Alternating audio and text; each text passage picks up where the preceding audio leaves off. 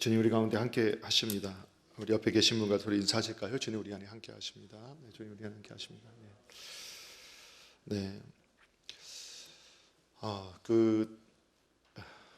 금요 기도회 때도 잠시 말씀을 드렸는데, 제가 서울지구 장로님들 연합회 그 장로님들 부부 수련회가 있었습니다.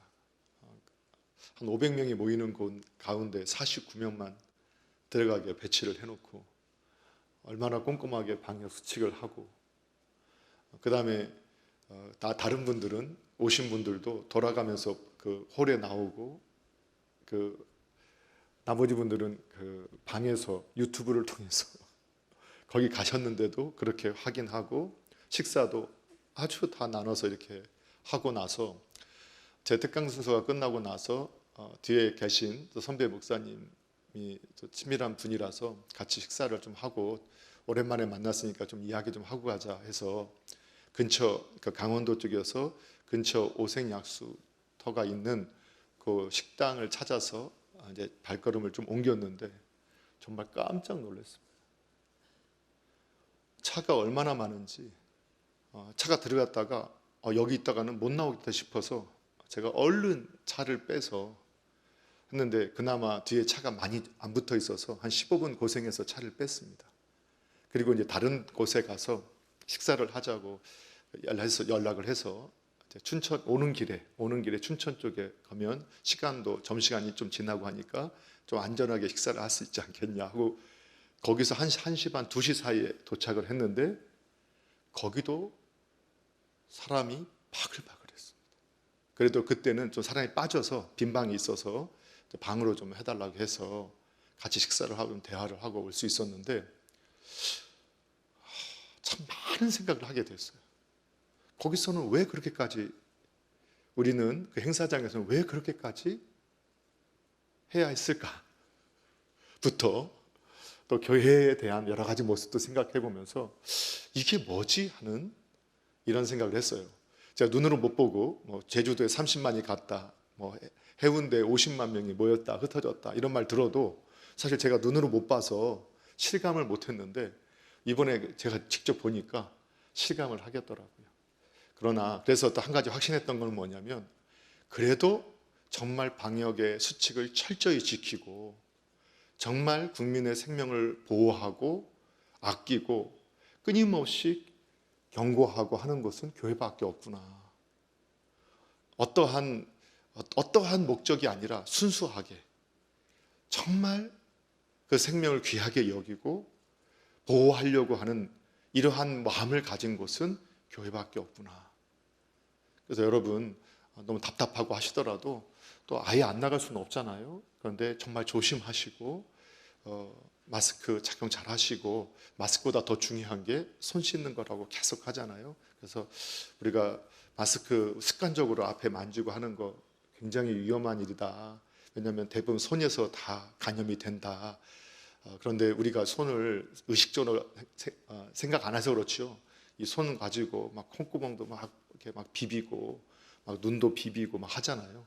그러니까 어디만 갔다 오시면 손 씻는 것만 잘하셔도 예방을 할 수 있다는 거 기억하시고, 하여튼 우리 자신과 타인을 위해서 안전수칙들 잘 지키시면서, 그러나 위축되지 마시고 일상에 우리가 행해야 할 일들은 담대하게 행하실 수 있기를 주님의 이름으로 부탁드립니다.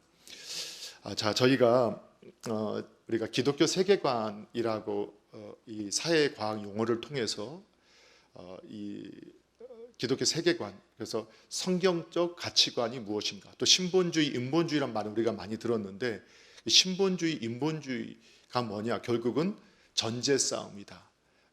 생각의 싸움이고, 무엇을 기반으로 하고 있느냐, 아주 기본적으로 판단하는 그 중심 사상, 그 가치 체계가 뭐냐, 이런 부분을 나누면서 우리가 그러한 세계관은 단순하게 생각만 바꾸는 것이 아니라 행동과 문화를 만들어내는데, 오늘 그리스도인들이 참 그리스도인이 된다는 것은 이런 완전한 세계관의 변화가, 그리고 그에 따라서 행동과 문화가 변화된 모습이 있어야 한다는 것을 살펴보면서, 우리가 이 창세기에 나오는 이 11장에 나오는 니무롯과 그 추종 세력들이 이 바벨의 성과 탑을 쌓았던 그 모습이 바로 인본주의 그리고 세속주의적인 세계관의 출발점이었다라는 것을 언어가 우리가 성경의 언어로 세상의 언어로 대체하면서 혼동하지만 새로운 일이 아니라 이미 인간의 역사 속에 그대로 녹아져 있었던 것을 학문적 언어로 우리가 정리를 한 것이다. 그러면서 지난주에 2주에 걸쳐서 우리 기독교인들은 이 경제 체제에 대해서 경제 활동에 대해서 어떻게 보아야 하는가라는 것에 대해서 첫 시간에는 도둑질하지 말라라는 그 성경의 가치를 통해서 그리스도인들은 이 하나님 주신 그 소유권, 그러나 영원한 소유는 하나님께 있기 때문에 청지기 의식을 가지고 충성되고 또 착한 종이 되어서 하나님의 뜻에 맞게 하나님을 사랑하고 이웃을 사랑하는 일에 물질, 경제 체제뿐만 아니라 모든 것을 사용하고 잘 관리할 때 주님의 기쁨에 참여하는 이 복을 누릴 수 있다는 것들을 우리가 원론적으로 살펴봤습니다. 그러면서 우리가 살아가는 이 세상에 학문적으로 이 경제 체제를 자본주의와 사회주의로 우리가 구분하고 이 두 경제 체제가 지금 역사적으로 그리고 지금 현재 현실 세계에서 운영이 되고 있는데 크리스찬으로서는 어떤 경제 체제가 받아들일 수 있고 또 어떤 경제 체제를 따라가야 하느냐라는 이런 부분에 대해서 논쟁이 있으면서 저희들이 사회주의 경제 체제가 무엇인지에 대해서 지난주에 좀 집중해서 살펴보면서 사회주의 경제 체제는 크리스천들이 수용할 수 없는 체제라는 결론을 저희가 내렸습니다. 어떤 분들은 좀 의아하는 분도 있겠지만 오늘 좀 보강해서 좀 말씀을 드리면서 그래서 오늘은 그럼 자본주의 체제가 옳은 것이냐 그것이냐 그 부분에 대해서 살펴보는데 저는 이렇게 결론적으로 말씀을 드리면 지난주에도 말씀을 드렸던 것처럼 이 세상에 어떠한 제도도 완전한 성경적인 것은 존재하지 않는다는 게 저는 성경의 가르침이라고 믿습니다. 그래서 자본주의 체제의 오늘 이 특징에 대해서 그리고 이 자본주의의 문제점에 대해 살펴보면서 오늘 이 본문을 중심해서 탐심을 죽이라는 제목으로 크게 두 가지를 살펴보면서 은혜를 받고자 하고 우리가 신앙인으로서 이 땅의 경제 활동을 어떻게 해나가야 되는지 또 큰 틀에서 또 살펴보도록 하겠습니다. 첫 번째는 우리가 자본주의의 특징에 대해서 우리 한번 또 그 설명을 좀 드려보려고 하는데요. 지난주에 개념은 정리를 드렸죠. 성경이 자본주의나 사회주의를 성경이 직접적인 그 언어를 사용해서 언급하고 있지 않다라는 것은 분명합니다. 그러나 성경은 수많은 경제적인 문제들에 대해서 언급을 하고 있는 것도 사실입니다.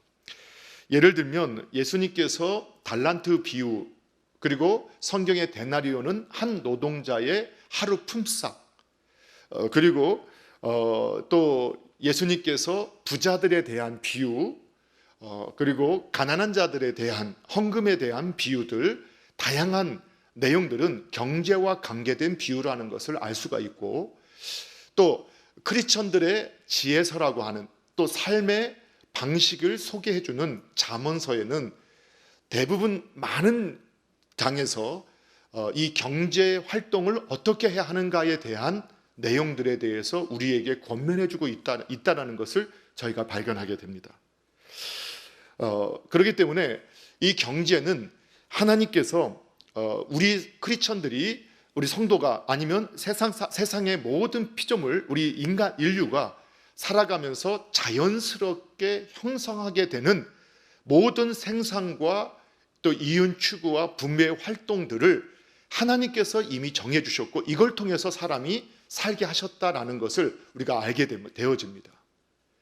자, 그런데 이러한 경제나 이러한 사회 활동들이 성장해 가면서 그것이 폭발적으로 늘어났던 것이 바로 18세기의 산업혁명과 더불어서 아주 폭발적인 그러한 성장이 나타나기 시작했다는 것이죠. 그리고 지금까지 왔던 경제의 규모와 다른 새로운 현상들이 나타나면서 그런 새로운 현상들을 사람이 학자들이 이런 현상들을 정리하게 됩니다. 그래서 우리가 자본주의 사회주의라는 이러한 사회과학 용어는 누가 만들었느냐? 칼 마르크스가 만들어서 당시의 현상들에 대해서 정리를 한 것이다라고 살펴보았습니다. 자, 그래서 사회주의라는 거, 자본주의가 뭐냐? 당시의 자본주의가 막 성장하면서 그러한 세팅이 되어져 가는 현상을 보면서 자본주의의 이 모습들을 보면서 정의를 내렸던 것이 무엇이냐? 생산과 분배의 모든 수단이 또는 그 일부나 전부가 개인이 소유하고 개인이 이익 창출을 하고 개인이 사용하는 이러한 경제 제도가 바로 이 자본주의 경제 제도다. 자, 그리고 사회주의 제도는 여러분 지난주에 그 기억나시죠? 처음 자본주의 이 체제가 형성이 돼갈 때 정말 큰 문제가 있었던 것이 사실이라고 했죠. 10세 미만의 어린 아이들, 지금 보면 저희 막둥이가 이제 8살, 좀 9살 되는데 그런 꼬맹이들을 이 공장에서 워낙 많은 인력이 사람들이 남아 있었기 때문에 그 어린 아이들을 데려다가 하루 빵, 우유 먹을 수 있는 그 정도 돈을 주면서 어떤 데는 하루 20시간씩 노동을 시켰다 하는 데도 있었어요. 그런데 반대로 이 자본가들이나 귀족들이나 이미 부를 가지고 있는 사람들은 거기에 더 많은 부가 추가되니까 그 하루 먹을 우유가 없고 빵이 없는, 그래서 20시간을 완전히 모든 것을 빼앗기는 그러한 때에 우유로, 피부에 좋다고 우유로 목욕을 하는 일부의 모습들이 있었다. 그러니까 그런 모습을 보면서 사회주의 칼 마르크스는 이거는 문제가 있다. 생산과 그리고 이 분배의 수단을 개인이 소유하니까 이렇게 문제가 되니까 정부가 그것을 소유해서 이것을 능력만큼 일하고 일한 만큼 분배하는 것이 아름다운 사회가 된다라고 그러한 사상, 이데올로기를 만들어낸 겁니다. 그리고 나서 그것이 더 확대되면 국가도 존재하지 않고 한 당이 그것을 취합하고 분배하는 그 존재가 필요하니까 한 당이 그것을 가져와서 능력만큼 일하게 하고 또 필요한 만큼만 나눠 쓰는 완전한 공산주의 사회가 있을 것이다라고 이론적으로 만들어냈다는 겁니다. 자, 그래서 그것은 이미 저희가 역사적으로 실패한 이론이고 아주 이상적이고 윤리적이고 도덕적인 걸 지향하지만 가장 본질적인 것, 인간관에 대해서 인간이 얼마나 타락한 존재인가를 간과했기 때문에 자본주의 현상이 나타난 문제도 인간의 죄악된 모습이라면, 그러나 인간은 결국은 그 권력을 독재하게 되면 더 거대한 악이 나오고 부패가 나오고 차별이 나오고 그리고 이러한 갈등 그리고 이러한 소득의 불균형이 나오는 것을 역사적인 현장에서 우리는 확인을 했다는 겁니다. 그래서 이거는 사회주의는 우리가 받아들일 수 없다. 그리고 더군다나 사회주의 이론은 하나님 없이 인간이 모든 것을 계획한 대로 이룰 수 있다고 하는 인본주의의 사상에 기초하기 때문에 크리스천은 어떻게 말을 해도 사회주의 경제체제나 사회주의 공산주의 사상을 수용할 수 없다. 이것이 성경의 가르침이라고 저는 확신을 합니다. 자, 그런데 이렇게 보니까 또 어떤 분들은 극단적으로 자본주의가 성경적인 체계다라고, 이렇게 경제체계다라고 말을 하는데 역시 과연 그럴까? 역시 그것도 조금은 조심해야 되지 않을까 싶습니다. 자, 그러면 제가 공부를 좀 하고 여러 가지 자료를 찾아보고 책을 읽어보고 정리를 해보는데 저의 무지함만 더 깊이 깨닫기 때문에 제가 더 깊이 있는 것을 다룰 수는 없지만 우선은 사전적인 정의에서 그러면 이 자본주의의 특징이 뭐냐, 몇 가지 이 두산백과에서 나오는 이 사전의 의미들을 보니까 사전에서도 이미 지금까지 축적된 이러한 이론을 통해서 자본주의가 가지고 있는 특징이 크게 5가지가 있는데 그걸 제가 그냥 읽어드리겠습니다. 첫째는 사유재산제의 바탕을 두고 있다. 두 번째는 모든 재화의 가격이 성립되어 있다. 세 번째는 이윤 획득을 목적으로 하여서 상품 생산이 이루어진다. 그리고 노동력이 상품화된다. 그리고 5번째는 생산은 전체로서 볼 때 무계획적으로 이루어진다. 이것이 자본주의의 특징이라는 겁니다.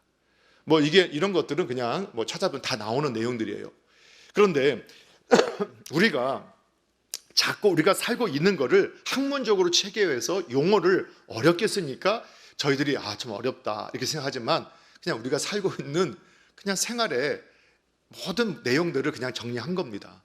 자, 그래서 정리를 해보면 왜 사람들이, 크리스천들이 자본주의 이 경제 체제가 성경적이라고 더 쉽게 수용하게 되었을까를 우리가 이해할 수 있는 것이, 자본주의의 가장 첫 번째 되는 특징이 뭐였냐면 사유재산제를 인정한다는 거예요. 우리가 이제 성경에서 가장 먼저 나오는 도둑질 하지 말라는 말씀을 통해서 하나님은 철저하게 개인의 소유를 인정했고, 그 소유에 대해서 개인의 자율에 의해서 처분할 수 있는 권리를 인정했고, 그 개인의 재산권을 하나님이 보호하고 보장하도록 장치해 주신 것을 통해서 우리는 이 개인의 소유에 대한, 사유의 재산에 대한 철저한 보장은 성경적인 가치라는 것을 알 수 있게 돼요. 그래서 자본주의 체계는 이러한 사유재산의 원리를 인정하기 때문에 이것이 우리 크리스천들에게는 수용하기 더 좋은 제도라는 것을 알 수 있게 되죠. 뿐만 아니라 결국은 이 모든 경제 활동은 분배를 위해서 하는 것이 아니라 사실은 이윤 활동을 위해서 하는 거예요. 그렇죠? 그래서 예수님께서 그걸 인정해 주셨단 말이에요. 성경의 달란트 비유에 보면 하나님께서 주신 것을 그대로 지킨 사람을 하나님 칭찬하신 게 아니라 그것을 가지고 가서 힘써 일해서 배로 남긴 사람을 하나님께서 칭찬하셨단 말이에요. 기억하시죠? 그래서 하나님은 우리에게 맡기신 것을 잘 지키는 사람이 아니라 그거를 잘 활용하고 노력해서 배가시키는 사람을 기뻐하신다는 거예요. 그러면 왜 그러느냐? 우리가 이미 공부했던 것처럼 하나님이 우리에게 자유도 주셨고 소유도 주셨기 때문에 그걸 가지고 우리는 개인의 소유를 가지고 있어야만 어떻게 할 수 있어요? 하나님도 섬기고 이웃도 섬길 수 있기 때문에 그래요. 개인 게 없으면 섬김이 아니죠. 그럼 강제죠. 그래서 개인에게 하나님께 맡겨주신 거예요. 그러니까 성경의 원리를 보면, 자, 우리가 출애굽할 때 그 성막을 건축하잖아요. 그때도 하나님께서 출애굽할 때 이스라엘 백성들에게 마지막 10번째 재앙을 내리면서 너희가 애굽 사람에게 가서 금과 폐물 이걸 요구하라. 그러면 그들이 줄 것이다. 하나님께서 아니 갑자기 밑도 끝도 없이 애굽 사람들 가서 금, 폐물 요구하라는 게 말이 되느냐? 하나님은 400년 동안 이스라엘 백성들이 노동했던 그 노동의 가치의 대가를 받는 것을 인정해 주신 거예요. 이해가 되시죠? 왜냐하면 그들은 착취당했지만 하나님께서 결국은 그 공의, 하나님께서는 그 출애굽할 때 그들이 수고했던 그 대가를 애굽 사람들을 통해서, 왜 애굽 사람들에서 노예처럼 일을 했잖아요. 노예로서 일했잖아요. 그 노동의 대가를 하나님께서 지불하게 하신 거예요. 그래서 참 재밌게도 애굽 사람이 달라가면 그들이 있는 그대로 다 줬다고 나와 있어요. 자, 그런데 그들에게 그걸 막 하나님이 주셨잖아요. 너희가 받아서 개인을 주신 거예요. 그런데 뭐라고 하세요? 성막을 지을 때 너희가 뭘 가져오라고 해요? 금, 은, 폐물, 그 다음에 실과 옷 이런 걸 가져와라. 근데 뭐라고 해요? 너희의 자유로. 누가 주신 거죠? 하나님이 소유로 주셨는데 그 소유를 자유롭게 하나님을 섬기고 이웃을 섬기는 일에 사용하는 법을 하나님께서 계속 가르쳐 주셨다는 거예요. 그래서 이 자본주의 원리를 보게 되니까 이렇게 창조적인 노력, 열심을 다한 노력을 당해서 이윤을 획득하는데, 이런 이윤 획득하는 원리는 이게 바로 성경의 원리와 일치하는 것처럼 보여지는 것이죠. 그리고 역시 노동력이 상품화되는 것, 하나님 그걸 인정해 주신 거예요. 그래서 데나리온이라는 게 하루 노동자의 하루 품삯이라겠죠. 그러니까 일한 만큼 받는 금액에 대해서 이걸 인정해 성경은 그걸 자연스럽게 인정해 주고 있어요. 그러니까 여러분의 노동력은 그것이 바로 상품이 되는 거예요. 그 상품을 팔아서 나는 내 노동력이라는 상품을 팔아서 그래서 그 일한 만큼 내가 수익을 얻게 되는 것이죠. 또 그걸 가지고 우리는 하나님을 사랑하고 섬기고 그리고 이웃을 사랑하며 섬기는데 그것을 사용하게 되는 것이잖아요. 또 한 가지는 생산해 볼 때도 이 말이 좀 이해가 안 될 수 있는데요. 생산은 전체적으로 무계획적으로 이루어진다. 아니, 계획 없이 생산이 이루어지는데 어떻게 이 사회가 유지가 되느냐. 그래서 우리가 이 사회주의 자본주의 그 체제를 이해하기 위해서는 칼 마르크스나 이 엥겔스 같은 그 철학가, 사상가들의 책이나 내용을 읽어봐야 되지만 이 근대 자본주의에 대한 이해를 하기 위해서는 제가 여러 책이나 그리고 영상이나 또는 인터넷의 자료들을 다 뒤져보면서 공통적인 것을 발견했는데, 그게 뭐냐면 이 애덤 스미스와 막스 베버의 책과 사상을 알지 못하면 근대 자본주의를 이해하지 못하는구나 하는 거는 제가 좀 공부를 하면서 새롭게 배우게 되었어요. 저도 인문주의에 대한 책들을 제가 너무 등한시했구나 하는 생각이 들어서 요즘 몇 권의 좀 책들을 사서 읽기도 하고 그렇게 하고 있는데, 저와 여러분이 그들을 몰라도 되지만 그러나 어쨌든 그분들이 그 시대에 같은 이후의 시대에 칼 마르크스와 비슷한 그 시기에서 좀 벗어났긴 했지만 그 동시대쯤에 막스 베버 같은 사람, 애덤 스미스 같은 사람이 이 자본주의의 원리들을 연구한 내용들이 아주 기본적인 내용, 기초적인 내용이라는 거예요. 그래서 여러분 혹시 보이지 않는 손 이런 거 들어보신 적 있으시죠? 그게 바로 우리가 무계획적으로 모든 사람들이 생산을 하고 분배를 하는 것 같아도, 그러나 이게 보이지 않는 손, 이것은 이제 그 원론의 책에 보면은 인간의 이기심, 그러니까 인간의 죄의 본성을 인정하는데, 그 인간의 이기심이 이렇게 처음에는 수요와 공급의 법칙이 어긋날 때는 탐욕처럼 보이고 불평등하게 만들고 이렇게 문제가 많은 것처럼 보이지만, 결국은 그 보이지 않는 선에 의해서 결과적으로 점점 정리가 돼서 어떻게 되게 하느냐, 적절한 수요 공급에 의해서 적정한 가격이 맞춰진다는 거예요. 왜 그러느냐, 사람은 누구나 좋은 제품을 만들어서 더 많은 이익을 얻기를 원하는 이기심이 있죠. 그리고 사는 사람은 어떻게 하든 좋은 물건을 싸게 사고 싶은 이기심이 있어요. 그 이기심 때문에 함께 이렇게 적정한 선에서 사람들이 필요한 거를 더 많이, 더 많은 수익을 얻을 수 있으니까 만들려고 하고, 그리고 여기서는 더 싼 가격을 서 좋은 제품을 얻으려고 계속 찾아보잖아요. 새로운 거 아니잖아요. 저도 요즘에 인터넷으로 물건을 살 때 한 대여섯 군데는 들어가서 확인해 보거든요. 같은 제품도 수없이 검색해서 10원이라도 더 싼 데 가서 이렇게 딱 결제를 하게 되는 걸 보게 되거든요. 그러니까 그게 그러다 보니까 맞춰지는 거예요. 그래서 우리가 뭐였죠? 마스크 할 때 국가가 통제하는 게 맞느냐 안 맞느냐 논란이 있었거든요. 그것도 또 진영 논리로 어떤 분들 자꾸 해석하는데, 실은 우리가 이번에 같은 경우 삼성 같은 대기업에서 물량을 공급하고 우리나라 경제 체제는 이미 고도화되어 있기 때문에 사실 그 시장에 맡겨놨었으면 훨씬 더 잘 작동했다라고 보는 것이 타당하지 않을까라고 봐요. 왜 그러느냐, 여러분, 그렇게 했음에도 불구하고 그때 사재경가 항상 그런 문제가 순간에 발생을 하잖아요. 근데 최근 뉴스 보셨어요? 마스크 그 생산을 했던 기업들이 지금 다 부도나고 있어요. 그 뉴스 보셨죠? 왜 그러느냐, 마스크 수입이 된다고 생각하니까 여기저기서 이제 그 다른 거 하던 업체들이 마스크 만드는 업종을 해놨는데, 요즘에 보니까 어제 제가 그래서 마스크 또 한번 검색해 보니까 KF94 마스크가 얼마 전까지만 해도 뭐 1,000 몇백 원씩 한 장당 이렇게 거래가 됐었거든요. 근데 어저께 제가 딱 가서 보니까, 물론 많이 대량으로 구매할 수 없지만 50맥 하는데 한 장당 400원이 안 되게 팔는 데도 있더라고요. 이건 관심이 없죠, 저희. 근데 얼마 전까지만 해도 한 장당 2,000원 가까이 해서 이거 어떻게 사냐 이렇게 했었잖아요. 이것처럼 사람들이 마스크 쓰는 요령도 더 생겨져서 한 장 가지고 저도 한 장 가지고 일주일 쓰거든요.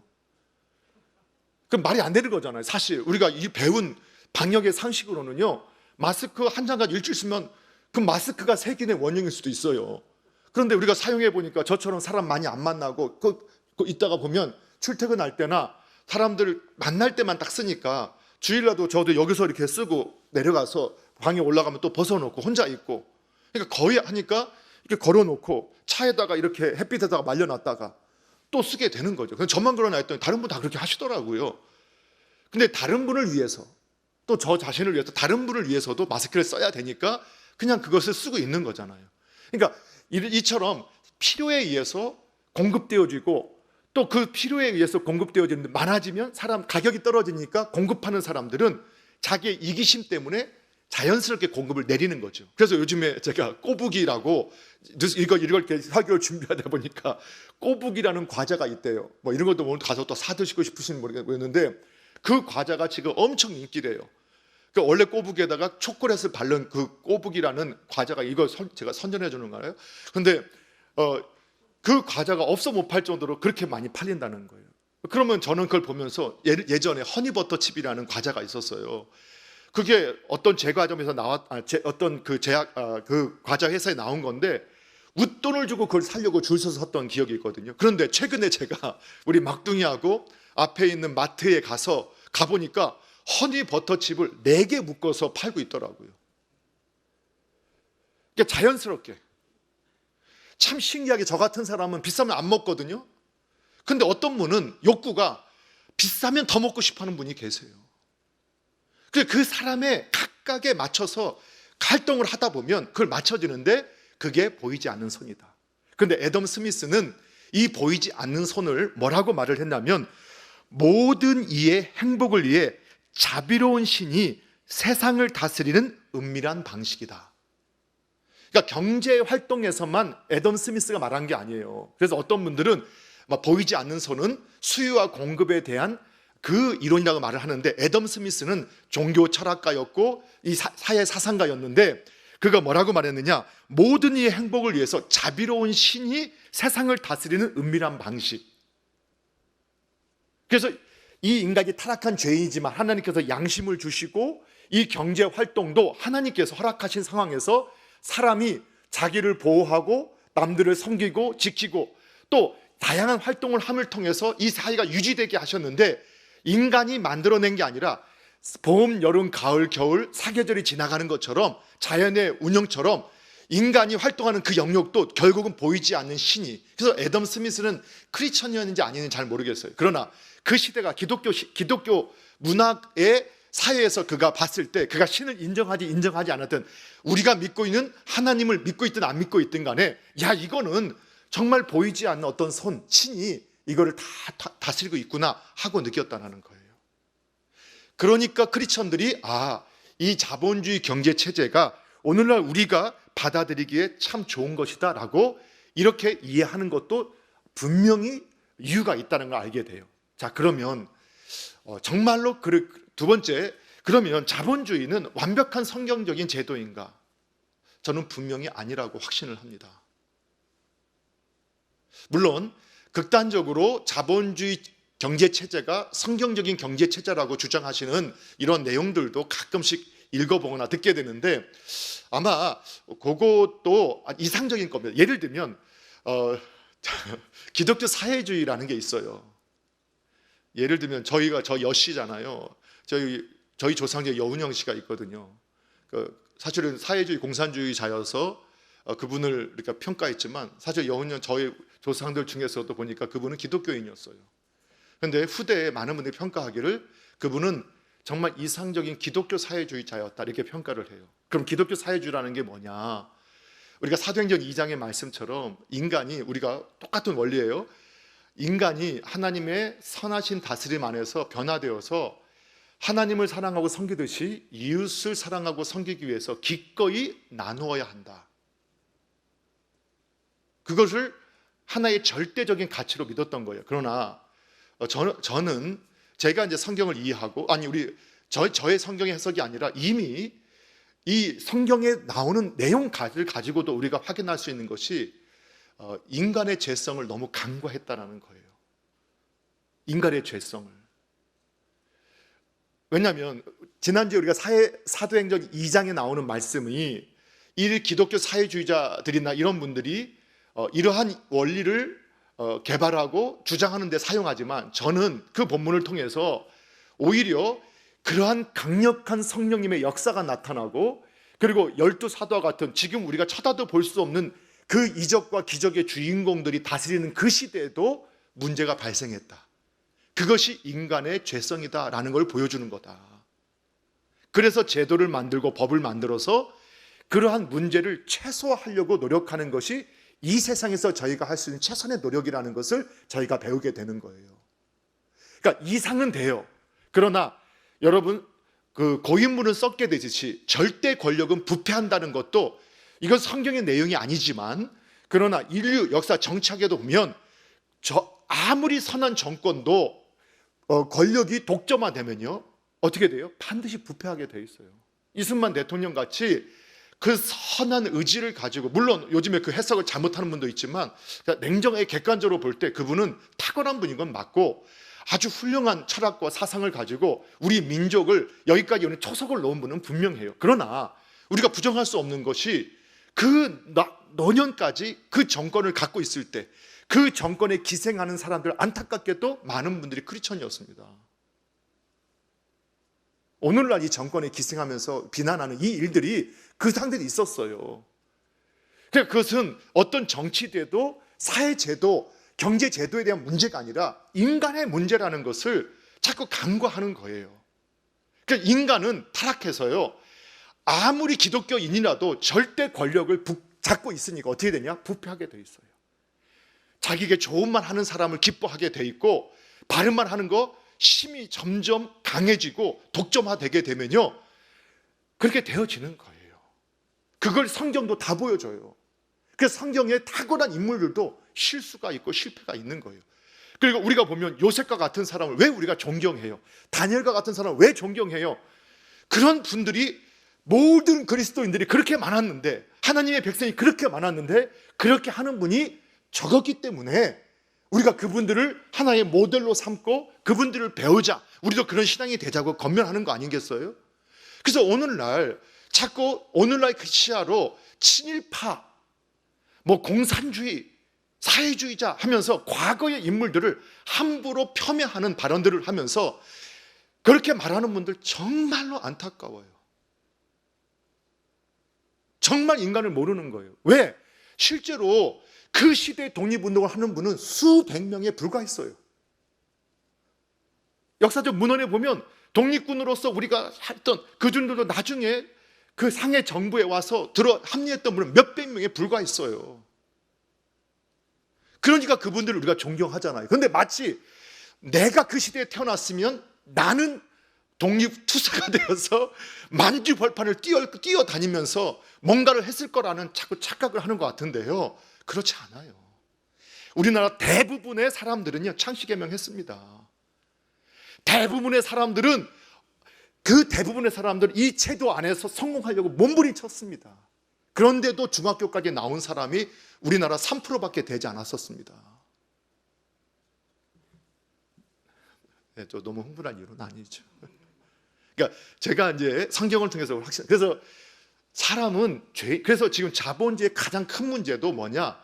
인간의 죄의 본성을 너무 간과한다는 거예요. 그래서 저도 안 믿습니다. 저 자신을 안 믿어요. 저도 언제든지 타락할 수 있고, 사실 저도 아무도 안 보고 혼자 있는 곳에서 혼자만 신앙생활 이렇게 할 수 있을까? 저 자신 없어요.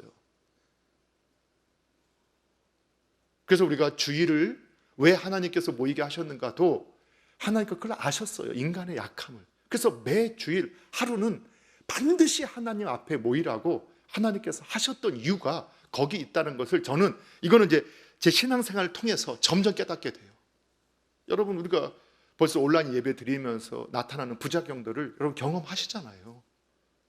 어쩔 수 없는 상황에서 하지만 그게 인간의 본 모습이에요. 그런데 그걸 극복하고 온라인 예배를 지금 드리면서도, 혹시라도 지금 온라인 예배를 드리면서도 딱 교회 오듯이 옷 다 갈아입으시고 처음 결심했던 것처럼 그렇게 지금 예배를 드리고 계시는 분이 몇 분 계시겠어요? 그런 분이 계시면 그분은 칭찬받으실 분입니다. 정말 제가 존경하고 싶은 분이에요. 그래서 저에게 낙태나 이런 것 아니면 이런 그 몸을 파는 여성들에 대한 문제들에 대해서 할 때 저 개인적으로는 그리스도의 입장에서는 반대하지만 인간의 악함과 약함으로 인해서 또 이 세상에 크리스천들만 있는 것이 아니라서 일정 부분 그것도 법이 정한 법률 안에서 허용해야 된다라고 저는 그렇게 그쪽 편에 서 있는 사람입니다. 어떠한 극단적이보다는 완전히 그 성경적 세계관을 가르치는 어떤 분들은 절대 안 된다 이렇게 말하시는 분 계세요. 그런데 제가 보는 이제 성경의 해석을 볼 때는 이 세상은 크리스천만 사는 게 아니에요. 또 인간의 죄의 본성은 막을 길이 없어요. 그래서 오히려 최소한의 합법적인 제도를 마련해서 몸을 사고 파는 일들도 정말로 그 정한 룰에 의해서 깨끗하게 건강하게 할 수 있게끔 합법화하는 것이 그게 오히려 좀 보호해 줄 수 있는 더 바르게 사는 사람을 보호할 수 있는 길이 될 수도 있다라는 쪽에 저는 더 한 표를 던져주고 또 이런 부분에서는 좀 더 열린 쪽으로 가고 있어요. 그건 뭐냐면 인간의 악함을 전제하는 거예요. 막을 수 없어요. 그걸 어떻게 알 수 있느냐? 이것도 길어져도 안 되는데요. 짧게 한다고 결심했는데 우리가 이제 미국에서 아주 막 영적인 부흥 운동이 나오니까 어떤 일을 시도한 적이 있냐면 금주법을 시행한 적이 있거든요. 그 당시에 영적 부흥이 일어나니까 법적으로 또 도덕을 다 제어하겠다고 금주법을 딱 만들어내니까 뭐만 키웠느냐? 조직폭력배 조직만 키워놓은 거예요. 예, 암거래를 통해서. 그러니까 안 되는 거예요. 인간의 욕망, 욕심을 성경이 다 알고 있다니까요. 그걸 인정해야 된단 말이에요. 이해가 되시죠? 자, 그래서 오늘 우리 자기 자신도 믿어서는 안 돼요. 그래서 하나님의 말씀으로 내가 하나님의 자유하지만 그분의 말씀 안에서 자유하려고 해야 되고 스스로도 내가 규칙을 정하는 거예요. 새벽에 일어나면 눈 뜨자마자 나는 세수하고 교회 간다. 새벽 예배 가서 그냥 이 시간에 가면 아침에는 성경 보고 그 다음에 교회 직장 가면은 내가 가서 가장 먼저 청소해놓고 그 다음에 정리하고 기도하고 뭘 하겠다. 룰을 정해놓는 거예요. 어떤 분이 보면 답답해 보이지만 그게 뭐냐? 나의 약함을 알고 나를 보호하는 길이라는 거예요. 예. 그래서 우리 크리스천들은요 밖에서 요즘에 아내분들도 문제니까 아내분들은요 다른 남자 만나면 피하셔야 돼요. 같이 단둘이서는 안 만난다. 어떻게 해야 되냐? 목사님하고도 단둘이서는 안 만난다. 누구 같이 가자. 아니 물론 결제받고 거기 아니라 밖에서 이런 확실한 확고함을 갖고 계셔야 돼요. 또 우리 남자분들도 회사에서 아무리 가까운 동료라도 개인적으로는 만나지 않는다. 정말 지독하게 뭘 그렇게까지? 아니요. 여러분 다 요셉일 거라고 착각하시면 안 됩니다. 왜 요셉이 요셉이에요? 그렇게 할 수 있었으니까 우리가 존경하는 겁니다. 인간의 죄의 본성을 사회주의는 아예 하나님이 없이 그것을 무시해서 우리가 수용할 수 없는데 자본주의는 하나님의 다스림을 인정하고 그 하나님의 말씀의 원리를 수용하기 때문에 우리가 수용하기에 편하지만 그러나 역시 자본주의 역시 뭐를 놓치고 있느냐? 인간의 이기심을 놓치고 있어요. 자, 오늘 본문 다시 한번 읽어볼게요. 사실 계속 이거 풀어야 되지만 그냥 오늘의 그냥 해당되는 주제 말씀으로만 한번 읽어볼게요. 함께 있습니다. 시작. 그러므로 땅에 있는 지체를 줄기라 곧 음란과 부정과 사욕과 악한 정욕과 탐심이니 탐심은 우상 숭배니라. 아멘. 자, 여러분 이 말씀이 안 믿는 사람에게 쓴 말씀이 아니죠. 성경을 믿는 사람에게 쓴 말씀이라는 걸 항상 여러분 전제하셔야 됩니다. 그런데 믿는 사람에게 편지를 쓰는데 서신서를 썼는데 너희가 땅에 살고 있는 이 죄의 욕망이 있다라는 거예요. 그걸 죽이라는 거예요. 뭐라고요? 음란, 부정, 사욕, 악한 정욕, 탐심. 이게 누구에게 있다는 거예요? 예수 믿는 저와 여러분 안에 있다라는 거예요. 여러분 그거를 인정하셔야 돼요. 여러분 저희들 악해요.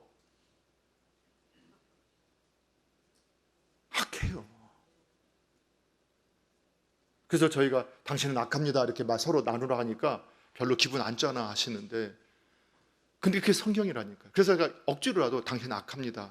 그랬더니 어느 이제 다른 분들이 보니까 부부끼리 앉으면서 너무 즐겁게 당신 악해 이렇게 하신다. 제 아내가 이렇게 보면서 보니까 그런 것 같다 이렇게 말을 하더라고요. 근데 저희 부부도 당신 악해 하면 뭐 기쁘게 해요. 당신 악해. 진리야. 그 진리예요. 우리 악해요. 하나님의 은혜가 없으면, 아니 은혜를 받고 있는 그때도 악해요. 그게 어디서 나와요? 매일 아침 만나가 떨어지는데, 만나가 매일 아침 떨어지는데 이스라엘 백성 광야에서 원망하고 불평해요. 이거를 우리가 성경으로 이거를 보지 않으면 자꾸 우리에게, 그래서 성경은 우리에게 소망이 없어요. 우리가 기대하고 우리가 소망할 분 누구밖에 없다고요? 우리 주 예수님 하나님 아버지밖에 없는 거예요. 이게 신앙인의 내 태도예요. 자, 그래서 결론 똑같아요. 자, 그래서 우리가 또 한 가지는 인간의 죄의 본성을 우리가 하지 못하기 때문에 어떤 일이 벌어지느냐. 그래서 이 자본주의 사회에서 우리가 말씀드렸던 것처럼 초창기에 이때만 이런 악한 현상이 나타나는 게 아니라 인간의 이 이기 탐심이 돈과 권력과 성은, 그래서 항상 성경에 보면은 인간이 누리고 있는 가장 위험한 유혹이에요. 인간이 누리고 있는 것 중에서 인간을 신앙적으로 살지 못하는 가장 강력한 유혹이 뭐냐? 돈과 섹스 그리고 권력이에요. 근데 이 세 가지는 항상 같이 다녀요.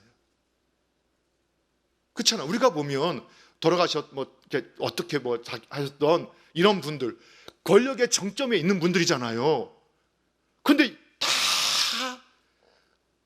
이런 섹스 스캔들 같은 것에 말려가지고 그 명예, 평생 쌓았던 명예를 다 잃어버리는데 왜 그걸 못 끊었을까? 그 더구나 앞장서서 성교육을 진행했다고 얼른 나왔잖아요. 그런 성교육을 막 시키고 있었던 그분이 그걸 시키고 나서 가서는 방에서는 그렇게 하고 있었던 거예요. 그 권력과 돈과 이 성에 대한 것. 그 마귀는 그래서 지금도 이걸 가지고 이 믿지 않는 사람에게만 역사하는 게 아니라 믿는 사람에게도 이걸 가지고 유혹한단 말이에요. 그래서 인간이 가진 자가 더 가지려고 하고, 그래서 구약에도 지난주에 말씀드렸잖아요. 부가 있는데 가난한 자의 신발까지 빼앗으려고 해요. 겉옷까지 빼앗으려고 해요. 그게 인간의 욕망이에요. 근데 그 하나님의 백성들이 그랬단 말이에요. 그러니까 자본주의 원리가 그대로 적용하면 안 되는 거예요. 그래서 보이는 손, 정부의 개입이 어디까지 있어야 되느냐? 자본주의 사회에서는 최소화해야 된다고요. 저도 그 최소화해야 된다고 믿어요. 그러나 그 최소화가 어디까지냐? 이거는 저는 다른 방법 없어요. 우리 크리스천들이 이러한 경제관을 가지고 하나님의 청지기가 되어서 정말로 이러한 제도가 되어질 수 있도록 우리 크리스천들이 앞장서야 돼요. 예, 결론은 동일해요. 자, 왜 그러느냐? 또 한 가지는 이 욕심이 우리가 어떻게 우리를 만드느냐? 공리주의자로 만들어요. 그럼 우리가 이 공리주의라는 말도 잘 안 쓰던 말이잖아요. 근데 그러면 자본주의가 공리주의에 빠질 수 있는 위험성이 있게 되는데, 이 공리주의가 뭐냐면 고통과 쾌락의 문제를 다루는 철학이 공리주의인데, 이 공리주의자들은 뭐라고 표현을 하냐면 쾌락을 주는 것, 우리에게 만족을 주는 건 선한 것이고 우리에게 고통을 주는 건 악한 것이다. 그래서 이러한 사고를 가진 사람들이 긍정적이고 적극적인 사고를 가지고 살라라고 권면도 하지만 어떤 문제가 있냐? 결과론자가 돼요. 결과론자가 된다는 게 뭐냐? 그 사람이 부자가 됐으면 저 사람은 훌륭한 사람, 선한 사람, 아름다운 사람. 저 사람이 가난한 사람이 되면 저 사람은 실패자, 루저, 그리고 악한 사람, 능력 없는 사람, 이렇게 평가를 해버리는 거예요. 그런데 오늘날 교회 안에서 어떤 일이 벌어졌죠? 제가 담임이 되어서 저는 계속 이 부분을 가지고 싸우고 있었는데 아직도 바뀌지 않는 것들이 뭐가 있어요? 교회 안에서 성공한 사람은 믿음이 좋은 사람, 성공하지 못하면 믿음이 없는 사람, 건강한 사람은 믿음이 좋은 사람, 병 걸리면 믿음이 없는 사람. 아니에요. 그게 바로 이 자본주의의 사고에 함몰되어지고 공리주의를 추구하게 되면 모든 결과를 가지고 내 모든 것을 판단하게 되는 것이 되어지는 거예요. 사랑하는 성도 여러분, 아닙니다. 자, 그래서 더 많은 것이 있지만 너무 요즘 길어진다고 제가 많은 칭찬을 받아서 오늘 결심을 했는데도 오늘 좀 길어졌어요. 자, 결론을 내릴게요. 결론은 그래요. 이 세상에 존재하는 어떤 경제체제도 아니 어떠한 정치체제도 완벽하지 않아요. 결국은 사람의 문제예요. 그러나 우리 크리스천의 입장에서 성경적 가치관을 가지고 우리가 논쟁할 건 아닙니다. 그러나 역시 하나님의 자리, 인간의 능력으로 모든 것을 계획하고 모든 것을 분배하고 모든 것을 할 수 있다라고 가르치고 있는 사회주의 경제체제나 사상은 결국은 하나님 없이 인간이 모든 걸 주도할 수 있다는 니무롯과 그의 추종 세력들이 만들어냈던 인본주의에 기초한 것이기 때문에 크리스천이라면 수용할 수 없다. 그러한 관점에서 수용할 수 없다라는 겁니다. 물론 다른 관점에서 그래도 하겠다. 그건 그분의 믿음입니다. 결론적으로는 그럼에도 불구하고 하나님을 사랑하고 이웃을 사랑하는 일에 우리 자신을 헌신하겠다고 한다면, 그래서 우리 기독교 사회주의 어떤 거냐? 열정이 있는 거라고 했죠. 아까 제가 만다가 정리를 못했네요. 열정이 있는 겁니다. 그 말씀대로 실행하겠다라고 열정이 있는 것. 그러나 이게 현실 세계에서는 이루어지지 않더라. 왜? 인간의 죄의 본성 때문에. 그래서 나중에 정치제도에 잠깐 나누려고 하는데요. 그래서 법치주의가 왜 필요해요? 왜 공화정이 왜 필요해요? 인간의 악함 때문에 그래요. 근데 그 법마저도 사회주의, 공산주의, 일당 독재가 되어지고 전체주의 국제가 되어지면 어떻게 되느냐? 그것마저 다 무너뜨려요. 그래서 이론적으로는 완벽한데 실제 보면은 최고의 독재, 최고의 타락, 부패, 그리고 최고의 분배의 불평등 모든 게 다 나타난 거예요. 그 자본주의조차도 완벽하지 않다. 자, 더군다나 이 사회주의자들은 종교는 아편이다. 이렇게 말을 했어요. 그렇죠? 왜 종교가 아편이냐? 그들은 부르주아 계급들을 이 종교 지도자들이 이렇게 말한다는 거예요. 제가 잘 들어보세요. 이게 이제 결론입니다. 저는 이렇게 말하잖아요. 결론을 똑같이 처음에 되게 있었죠. 교회에서는 뭐를 가르쳐요? 청지기 정신을 가르치죠. 그래서 그 직분도 하나님 주셨고 그 역할도 하나님 주셨고, 그러니까 우리는 그 일을 어떻게 해야 되느냐? 하나님을 섬기듯이 또 그 이웃을 사랑하고 섬기듯이 최선을 다해서 일하라고 한 거예요. 그랬더니 마르크스가 봤던 그 시대는 착취당하고 있는데 교회 가서 다 세상 말로 뽕을 맞고 오는 거예요. 왜? 목사님들 설교하면서 보내는 곳에서 여러분 최선을 다하고 청지기로 열심히 일해야, 그러면 누구 배만 불려주는 거예요? 부르주아만 배불리게 만드는 거예요. 그거를 마에게 취하게 해서, 그렇지만 여러분이 그렇게 하면 하나님이 여러분한테 갚아줍니다, 하나님이 공급해줍니다, 맞는 말이잖아요. 근데 그 사회 현상을 봤던 마르크스가 볼 때는, 야, 교회가 그 당시에 종교라는 것은 서구 사회는 기독교를 말하는 겁니다. 기독교가 야, 백성들에게 마약을 먹이고 있구나. 부르주아 계층에 서서 그들에게 그들의 부를 늘려주는 일에, 그리고 거기에 돈을 받아서 자신들은 부를 채우면서 저 사람들한테 가서 충성을 다해서 일해라, 열심히 일하는 게 하나님께서 나중에 갚아주실 거다, 이렇게 속이고 있다, 이렇게 봤던 거예요. 그래서 종교는 마약이다. 그래서 사회주의 이론에서는 그래서 교회를 없애야 할 것으로 보고 있어요. 그래서 사회주의 그 세력이나 이 공산주의 사상에 물든 곳에 가면 교회는 원수를 봐요. 왜냐하면 그거를 강화하는 것이 교회라고 보기 때문에.